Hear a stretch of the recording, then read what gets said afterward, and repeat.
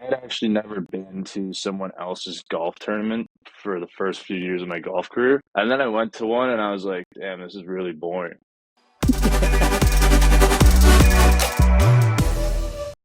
Right. How's it going, everybody? Welcome into another episode of the Fairways to Fortune podcast, where we talk about how people have used golf to find success in life and all other areas. I'm sitting down today with Owyn Palmer, who's the founder of the Golf Kateri. I hope I'm saying that right again. We just went over this, and I probably screwed it up already. Coming to us from Toronto, Canada, yeah? Yeah. Toronto, Canada is probably the easiest way to put it. Small town boy out just outside, but yeah, super happy to be here. You know, I've listened to the pod. We connected a few months ago now, so been listening to the pod and really enjoy it. So happy to be here. Awesome. Well, Owen, let's start with the obvious. How do you get into golf living in Canada? We were just talking about how much snow you got, and I mean, pretty short season up there. Yeah, definitely. You know, I sit around the house and chip balls, foam balls around the house, and my fiance gets pretty upset. But yeah, like kind of getting into golf, I think for most Canadians just starts with hockey, right? Like you see so many left-handed players in Canada, and it's just strictly because of hockey. I played hockey as a lefty. I golf as a lefty. You know, most of the time, I want to say maybe not 50%, but like 40%, you're going to be golfing with more lefties than righties up here. Yeah. So I love that. But I started playing hockey. I had to retire early due to injuries. So I was like 19 and I'd never really golfed before. Like I was just, it was there. I was like, it's a stupid game. Didn't think much of it. But to be fair, I was also on the ice like 7, 8 times a week, right? So I didn't really have time for stuff like this. But, your competitive nature, when you get away from hockey, you're like, I need to do something. I need to be competitive. And my buddy who I played hockey with at the time, he was like, hey, do you want to go golfing? And I was like, yeah, sure, why not? So I picked up a club and I think I peered like a 5-iron or something, like when we went out, and I was like, whoa, like that felt unbelievable. So he gave me his brother's old set and we started going to play more and more and more. And then I went home to Collingwood for the summer and I got a membership actually. So we were juniors, so it was like $1,200 or something. I think I probably played like 90 rounds that year. It's awesome. I got like the itch and I itched really hard. So that's kind of how I got into the sport. You know, it was always there, but I never played it until I'm not a COVID golfer. So I got in right beforehand, but There you go. Nice. yeah, You gotta put that out there. I love the hockey connection. So I played hockey in high school, and then I played in the ACHA for a year, but I was a goaltender, so it was a little bit different. I didn't really have the top hand thing, but when I teach a lot of people, I don't think they understand that like your top hand is what you control your stick with, right? In hockey. And so lefties are really right-handed people, but they're playing golf left-handed because their top hand is what controls the stick, right? exactly. I And agree so with when I that. teach people golf, I help them with that because it's like a lot of what you do as a right-handed golfer, you just got to be lefty. You got to pull the club. You can't be guiding it with your backhand, right? Yeah, I coached hockey for a long time and it was the same thing. Everything happens in that top hand. Um, I guess I did one of those eye tests with like you put your triangle up with your fingers and you do the eye test.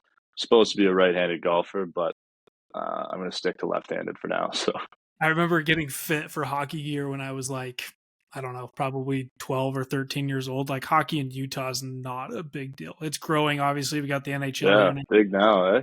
Bunch of ice getting built, which is awesome. It's so cool to see it grow, but like not a big deal. And I remember the guy trying to put me into a left-handed stick, and I was like, "What are you doing?" Like, no. And I'm left-handed. I write left-handed, so I play golf right-handed, and I play hockey right-handed. But it's really funny. But let's get into your business and what you're doing. And I know the story a little bit when we connected last time.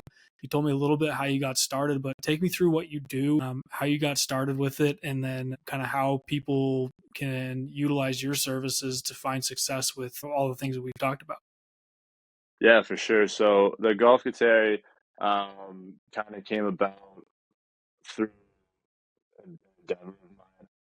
Honestly, starting a golf tournament. Well, I'll start with what we do. We plan golf tournaments, we enhance tournaments, we just help people out in regards to the tournaments. Even if you have a successful tournament already, we're happy to supply you with like towels, gloves, tee gifts, kind of stuff like that. Maybe you're looking for like some other sorts of revenue, then we'll help you out, kind of find areas where you can grow your tournament. And then for people that, maybe a bit lost, then we can step in and do the full start to finish process for them as well. So basically, everything golf tournaments is what we do at the Golf Kateri. It started though in the actual company just started a year ago. We just had our 1 year anniversary, but my whole journey into the golf tournament space was my personal tournament that has now grown a ridiculous amount. We started with 11 guys. We went out for my birthday in 2021, and we just had like a two-man scramble, had a couple drinks, had fun, and we coined it the Boomer Invitational. And so, went out, competed, went out to the bars after, had a couple drinks, and then we're like, that was a lot of fun. Next year rolls around, a couple other people caught heard of it, and we went up to 44 people that year. And I'm a very philanthropic guy. Um, we started raising a couple funds, and we donated $400 to Ukraine that year. Very relevant at that time, and still is. But then the next year we got up to 102. So this thing kind of like blew up in my face, and I was like, "Holy smokes! Like this is awesome, but like, what am I supposed to do here?" So I kind of like went online and started like finding resources and figuring all this stuff out, and then reaching out to sponsorships. But I think one thing that a lot of people like lack on when they're planning their tournaments is kind of branding the tournament, right? So when I started in the name the Boomer, like it's I don't want to say it's iconic, like, but it's very easily notable, right? When we're talking, I'm like, hey, you coming to the Boomer? People already know exactly what it is, right? Instead of having the fifth annual Owen Palmer Charity Classic tournament, golf tournament, right? It branding it like having the name of the Boomer Invitational, having the logo, kind of creating a whole small business idea around it has helped grow that tournament so much. And I think that's why I had that growth so quick. Obviously, word of mouth and knowing your audience and tailoring towards your audience. But yeah, that's kind of where it all started. And then, when you see the money coming in, the money going out, and you're like, holy smokes, like this is a lot to manage, right? Yep. I had actually never been to someone else's golf tournament for the first few years of my golf career. And then I went to one and I was like, damn, this is really boring. Like, it's just like not memorable, you know what I mean? So you just like, it was like showing up to a course, not knowing anyone, or just let's say we booked the regular tee time, we went and played a four-man scramble. That's basically what that tournament felt like. Right. Yeah, so I was like, okay, like maybe I'm kind of on to something here. Like people love the day, the trophy as the best day of the year on it. Like a lot of people like live and breathe for it. Like my nickname now is the Boomer in the around Ontario for my fellas. So yeah, it's kind of started out as just a small tournament and we still do it every year, but now I'm planning tournaments for other people and I'm helping them out where I can, and that's kind of how this company came about. So Yeah, I think you hit on something there that a lot of people don't think about is that it is really hard to be successful if you're just going to run a 1 year tournament, right? Just starting up from yeah, nothing and hoping people show up and that you've built the right experience, like all that kind of stuff. Like it is so hard to just show up and have success right off the bat, right? Because everybody does yeah. exactly what you said. Like, what is it? Like, why should I care? Like, what have you done with other tournaments that you've ran that have kind of helped with that? Yeah, with growing it, I definitely think, marketing and branding it the difference, but also kind of creating value for the people. a lot, like for instance, that tournament, you pay $200 to go play. Obviously, you're raising money for charity, or most of the time it is a fundraiser. But you're paying $200 for a round of hot dog for a course that's just down the street that I could pay like $100 to play, right? So, talking about kind of like enticing people with brand deals, not big brand deals, but, showing that you have sponsors, because that's one way to add like a professional aspect to the tournament, to show like, hey, we're legitimate, like come on out. And then, saying, hey, you get a free towel, you get towel, loot bag, hot dog dinner, kind of just showing the value that they have. One thing, everything's so big on social media nowadays.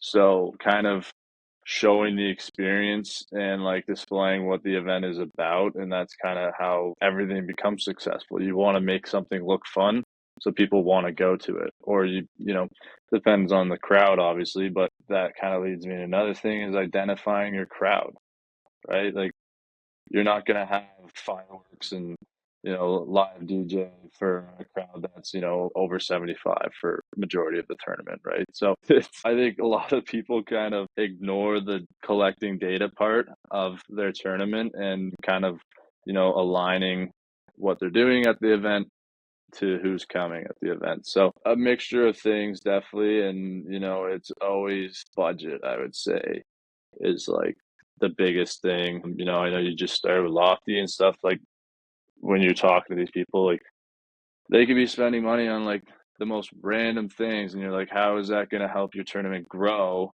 right? Like, I'm a firm believer on having like professional photos and professional videos, so that now next year I can be like, hey, check out this video, I'll send it out, and this is all over your social medias. And people are like, oh wow, like this looks like a lot of fun, reaching more eyes and stuff like that. So I definitely think social media is data, and branding is probably the biggest thing to Yeah, grow your tournament. we consult a lot on the sponsorship side of things, and what you hit on with knowing your audience. Like, if you want partners and sponsors at your event, like, you better know who's there, because golf Yeah, tournaments yeah, are small. Like, the biggest golf tournaments, we run one called the Long Day Challenge, and we played at a 36 hole facility. We have two groups on every single hole, so we have 72 teams, 288 players, and that's about as big of a field as you can possibly get, right? And so our sponsor's going to go, well, why am I going to spend $10,000 to only talk to 288 players? And it's like, well, wait a minute, let's back up a minute. We've branded this event. We have, 10,000 social media followers that follow this. We have people all over the country, all over the world. Like, this is what your reach actually is. And then that day of is those really high value in-person touch points, right? yeah, We can go to them 100%. and say, here's the age breakdown. Here's what they care about. Like, here's where they're from geographically. Like, we have all of that data. And I think a lot of people just kind of look over that and they're like, I just need to sell registrations. And as soon as I have all the registrations done, I'm good. Yeah, exactly. And like, for my personal tournament, like I'll admit, like sometimes I do just tell like people that are like, hey, I want to sponsor. I'm like, hey, like this might not be the best way to spend your money, especially if they're a small business, right? Like, they're from, outside of Waterloo or outside of Toronto, and they are, a coffee shop. I'm like, guys, look, like, there's no one here at this tournament that's going to be coming to your coffee shop. So like, this $300 could probably go a long ways like in other places. But yeah, definitely, having a tournament with 21-year-olds, in the construction field, you're not going to have, like a women's clothing brand sponsor that tournament, right? So, or at least hopefully you're not going to, but yeah. Yeah, it's an interesting world, and once you kind of figure out what that value proposition is, and you find the people that realize, like, okay, yeah, I get it, it's super high value. You've curated an audience for me. It goes a lot easier. When you started running your event, what were like maybe two or three things that you were like, holy crap, like I thought that this was something that maybe the golf course took care of, or was kind of a surprise to you as far as like the tournament management goes? Yeah. I mean, obviously a lot of stuff goes on behind the scenes that not too many people know about. Like you could think you could just call the course, be like, "Hey, can I get a tee time for 144 people on this day?" Thanks. And, maybe you think the course sets everything up like head to toe, signage and all that stuff. That helps you out with, creating your tee sheet and pairings and stuff. But it really depends on the course and the relationship you have with them. But I'm that kind of guy, I'm very detail oriented. So the course that I run my personal tournament at, I used to work at, Nice. and so we have a great relationship. And they say that my tournament is their favorite tournament for one reason only, and it's because I plan it. I actually go onto Google Earth and I will screenshot the hole or the tee block, and I will, draw out where the sign is, what angle it should be, how it should be placed, where the tables should be. Because, like, if you are away from that course, I only go there for that tournament, right? Right. But that's kind of something when you are away, you need them to do that. Like, I'm not going to go out early in the morning and have them do that. So definitely, I would say one thing is having like the setup and the infrastructure for the golf course. I was talking to a couple of the assistants pros at a few courses out here, and they've all kind of said like, yeah, we've gone away from events, like first time events. We just don't need them right now. We're so busy. We make enough Yeah, money by filling our tee sheet every single day that, like, yeah, maybe 5, 6, 7 years ago, pre-COVID, when it wasn't as busy, events were great business. But now we don't necessarily need an event. And so if you show up and you don't know what you're doing and you're asking the course to do all kinds of stuff that they don't normally do, they're going to tell you to go pound sand. oh, for sure. Yeah, like I remember working at the course, and like they do a lot of tournaments all year. So like I kind of, you know, took a lot of notes of the good ones, let's say. Mm-hmm. But like there's people that aren't sending their tee sheet until like 8 hours before the event, Right. and there's And then people they get mad showing at up. you for not getting names on the carts, right? Yeah, you know what I mean? You're like, well, yeah, everything's going to be a disaster now because you're not prepared. It's all about preparation, and that's just anything. It's all about however well you prepare is how well you're going to do, right? So leading up to the course, the course is definitely there to help you out with like meal selection, helping you fit within your budget and stuff like that, and selecting the right tee time and setting up the carts and yeah, printing out some stuff for you. But they're not there to operate your tournament. And I think that's a big misconception for, the nonprofits and the Chamber of Commerce that run their tournaments is that they really bank and rely on like the pros at the golf Yeah, course. it's really on you to create the experience that you want. I mean, I like to think about it as I'm renting the golf course from them to that day, and it's on me to go put all the stuff out there. It's on me to figure out. Yeah, It's on me to figure out what that experience is. Am I bringing music, DJs, like you said, and like what fits that vibe for sure? And I do think people miss that, and that's where a lot of that planning comes in, a lot of the creativity. yeah, definitely, right? Like, you with Lofty, like you are renting that course and you are building what you want for that day, right? So if I want to make sure I have pyramids out, I want to have people there to pick up the bags and put the bags in the carts, visualizing. And the course can also, like the pro can learn from this kind of stuff too, right? Like you're coming in as an outsider, he's like, damn, I really Yeah, like that idea. I'm going to pull that and I'm going to do it in my member guest. yeah, for sure. Stuff like that, right? So, there's a lot of benefits, but it's definitely having like our companies come in, being the creative ones, knowing golf as well is probably one thing that you need to do to have a company or run an event. There's so many people for the nonprofits and the stamp and repeat tournaments that don't know anything about golf, Yeah, right? we're gonna play a best ball scramble. That's one of my favorite things that always gets thrown out. Yeah, Yeah, the amount of the amount of people that are like I worked at a golf sim for a while, and they're like, "Can we play best ball?" And then you throw them on best ball, and they're like, "What's going on here?" like wait, I'm this like, isn't what I thought it was. Yeah, right. "Yeah, like oh, so you want to scramble that?" So it's yeah, it's selecting. There's a lot of things, and like pace of play, like that's not something those kind of people think of, right? Like you're not gonna well, you're not going to know everyone's abilities to golf, but you're going to have to make sure that there's a marshal on the course to keep up pace of play, especially if you have dinner at 6 o'clock, right? Like some people are like, let me Google how long does golf take? 4 hours? Okay. So they plan their 144 person scramble tournament for a 4 hour round. Well, damn, like dinner is cold because you're 2 hours late for Right. dinner. You Yeah. know what I mean? So 4 hour round, really 5.5. Yeah.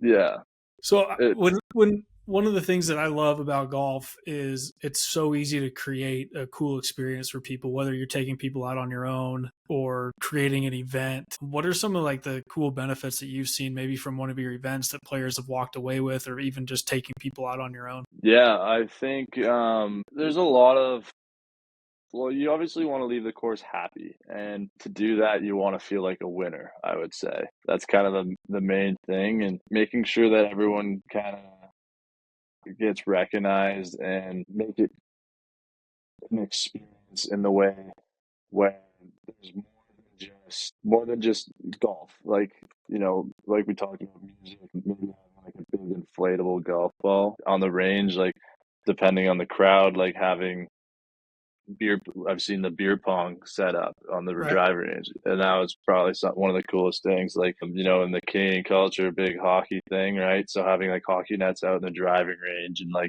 just like interactive experiences. Like when you go to we talked about it in our last time we talked, is when you are out in public, like you're still studying your craft, right? So you were talking about like going to the games and like looking at how people are like sponsorships are putting their ads out and stuff like that, right?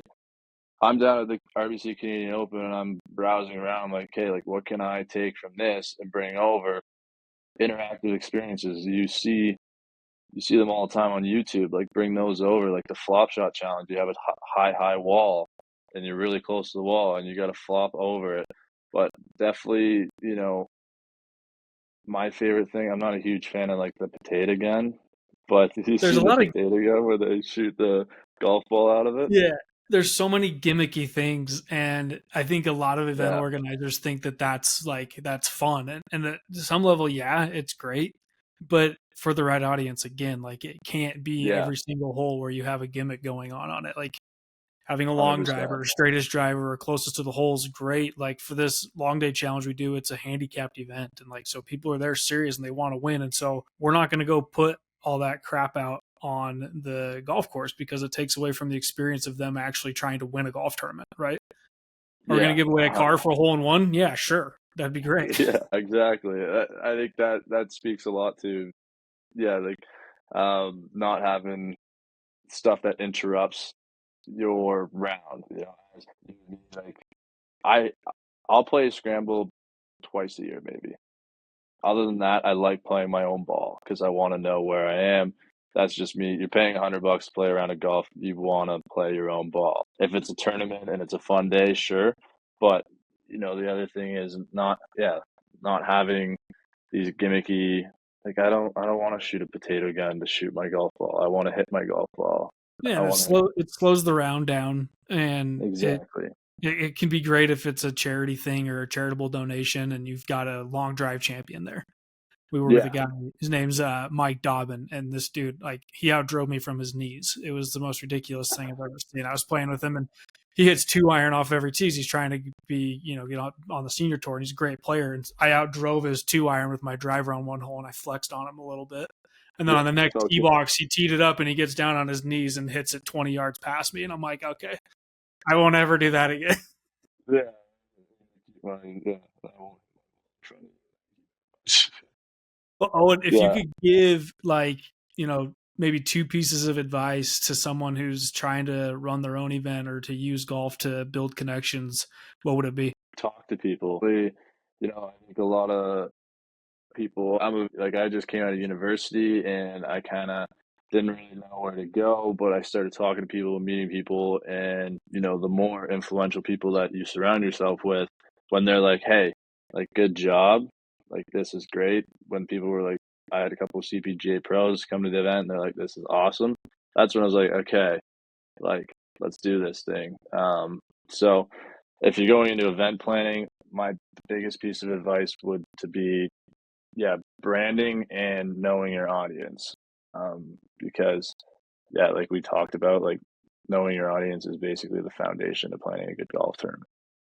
Yeah, for sure. Everything revolves around it. And but from starting a business standpoint, like we kind of, touched on it. Like you can't just do a one and done tournament. Like, my not that my first year with 11 guys, I thought I was gonna be here in this position now, but after the second year, 40 guys, I was like, okay, like let's keep going, let's keep rolling, let's brand it, let's get the marketing out. Like we have a full Instagram page now. Like everyone stays up to date. Like turning your tournament into a small business itself is probably one of the best things you could do to grow your tournament Yeah, or that's any definitely tournament really. yeah, that's definitely a good way to think about it. Like it can be a small business, especially even on the charity side. Like there's a reason why so many of them exist. It's because it is a good way to raise Yeah, money. exactly. That's And awesome. branding that kind of really helps, right? Like you create a logo for your charity golf tournament or the nonprofits golf tournament.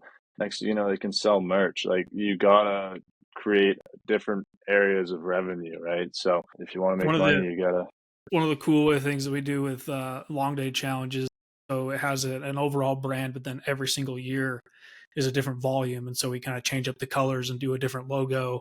And so, being in its fourth year, things can kind of get stale, right? And so you got to yeah, bring a freshness or something new to the table for those people to want them to keep coming back. I mean, it's not a cheap tournament; it's like almost $1,500 per foursome, right? You get 36 holes, you get a steak dinner. The winner we send off to Florida for a 4-day trip. It's a whole production, but bringing in that different brand every single year keeps people interested. And they're like, oh, what's going to be in the swag bag this year? Like, this is going to be sweet. I want to yeah, see it. Yeah. exactly, right? Like, and that's one thing. I like one of the first things I always talk about when I'm talking in the tournaments is what do you give out? And like so many times it's been divot tools. You know those Yeah. divot tools with the little ball Little switchblade, marker, right? the Yeah. magnet on it. I Yep. go, okay, look, when you have one of those in your golf bag, the first thing that I do with that is I lose the ball marker that's attached to it. It's gone. And usually that's the only place on those things that has the logo of the company that sponsored it. I'm like, don't waste your money on something like that because once that ball marker's gone, I have no, I'm like, oh yeah, this is from the tournament, I think, or maybe this is from the other Yeah. tournament It's that I just went not to or enough. the tournament Yeah. before, right? So spending money wisely is another thing. Like, we're talking about golf towels, head covers. Yeah. You can go driver head cover, but that's a hard one to replace because I have a driver head cover that I really like. So maybe you move more towards the woods or the hybrid covers that people are, maybe still have like the Sim 2 one on it or something, right? Uh, or like a shaker bottle. How many shaker bottles do you have in your house? Like, Yeah. How many water bottles do I have? it's just something that you use every day and like a token that's not going to be disposable is the best way to put it, I would say. So Cool. Yeah, for sure. That's awesome. Well, we're running out of time here, but I want to kind of hear what's next for you and where can people find you and what's the big overall dream for what you got going on? yeah, well, kind of what's next is obviously more tournaments next year, winter time here. So it's actually busier now in the winter with all the preparation for next year. But, end goal is kind of running our own events, like public events. So more like my charity golf tournament, but having those events that are tailoring to the new crowd in golf. Um, you know, golf has kind of changed from being all uptight colored shirts to now t-shirts and shorts and relax. So going towards like the more range party, hosting our own events and tailoring towards that crowd down the road. And yeah, just constantly growing and being able to help other tournaments in multiple different ways. Bringing a lot more tech into it too is hopefully. But you can find me obviously on LinkedIn, Owen Palmer, but that's Owyn. Mom sued me with a spell check there. So, and then, yeah, the golfkateri.com is where everything is. We have like a little mini league too that we do. There's a group of like 40 guys. We go around Ontario and play, and they get first dibs to all the tournaments. So it's good to have, a lot of guys like playing tournaments. So if I need Cool. to bring some guys out. Building That's the where to golf find them. community in Ontario. That's awesome, man. Exactly. That's kind of what we're going. Well, Owen, thanks for your time, man. This has been awesome talking to you. I know we could probably talk for days on tournaments and the good and the bad that we've seen and what we think should be fixed and what we think's great. But I think we gave everybody a pretty good thing to listen to here. So I appreciate your time and looking forward to seeing you out there and maybe even getting up to Toronto one of these days and playing in one of your events. Yeah, I'd love to have you up north. I appreciate you having me on, and I can definitely ramble on. So we could be here for hours. Yeah, let's get together soon, and we'll talk soon. I appreciate you having me on. Cool. Thanks, Owen.